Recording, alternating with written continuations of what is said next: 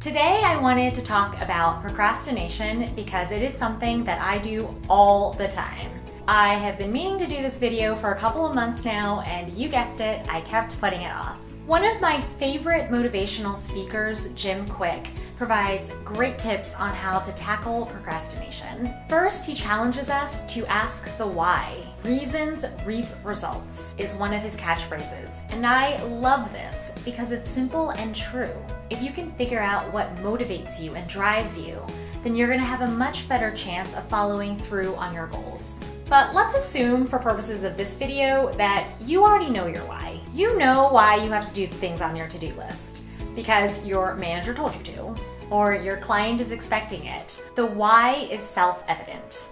So now what? Jim also talks about breaking big tasks down into small chunks. I put off so many of my tasks because they seem overwhelmingly big. And if I can't finish them in one sitting, then I don't even want to start. This tip of breaking down big, seemingly unwieldy tasks into small, manageable chunks is what I wanted to talk about in my blog today. Specifically, I wanted to talk about how we can use Microsoft Outlook or whatever digital calendar system that you use to help you tackle procrastination and be more productive. If you have ever worked in an office, then you're probably very familiar with Microsoft Outlook. For years, I just used my calendar for work meetings, important deadlines, and doctor's appointments. Sure, I would put on a fun dinner or a vacation here and there, but for the most part, my calendar just told me when and where I needed to be, and it was usually on a conference call or something else not very exciting. As a result, every morning I would dread opening my calendar because I felt I never had any control over my day, and I was constantly just responding to other people's needs. A big thing that helped me stop procrastinating is simply to change the way I viewed my calendar. Instead of just being a passive recipient of meeting requests, I started viewing my calendar as my personal assistant to help me control my time. This is my to-do list. It is hardly legible.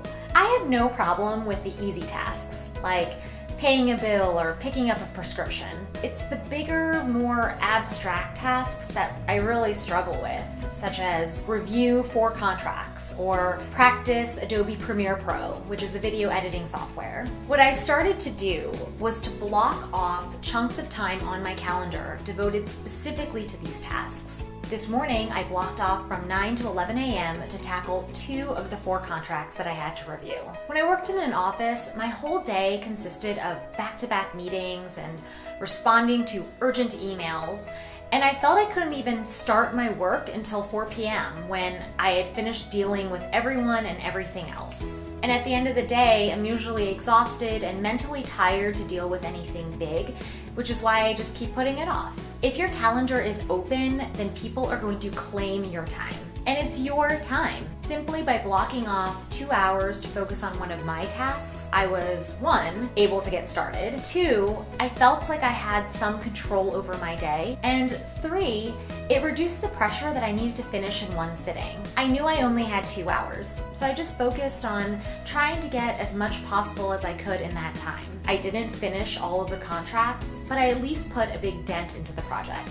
You don't have to block out hours of time either. I will schedule 5-minute meetings where I can just take a stretch break, drink a glass of water, or do something else really small that helps me stay focused and energized. I hope that this simple tip can help you start tackling procrastination. I encourage you to reclaim your calendar, and rather than having it be something that you dread looking at every morning, fill it with fun appointments that you actually look forward to, and reminders that will help you be healthier and more productive.